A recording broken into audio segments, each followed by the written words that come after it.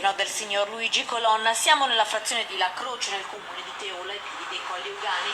Alberi spezzati dai cinghiali, il terreno devastato, abbiamo fatto sentire l'appello della famiglia Colonna al consigliere delegato alla polizia provinciale, impegnato in questo periodo con la task force messa in campo per contenere il numero dei capi. Prenderò cura personalmente di segnalare questa famiglia. Io so che il lavoro che l'ente Parco Colli sta attuando è un lavoro di grande impegno, per cui è strano, insomma, sentire che appunto questa famiglia si sente sola, si sente abbandonata. Sarà sicuramente mia cura segnalarlo. Le squadre, composte di 50 uomini, sono coordinate da 2 agenti della polizia provinciale che hanno ripreso il programma di abbattimento e cattura con chiusini a febbraio. Le battute vengono organizzate in notturna nel territorio del Parco Colli. L'intervento di prevenzione verrà intensificato, annuncia Gottardo. Proprio nelle scorse ore, infatti, il presidente della provincia, Enoch Soranzo, ha firmato un decreto che estende a tutto il 2016 l'intervento di contenimento dei cinghiali. Decreto che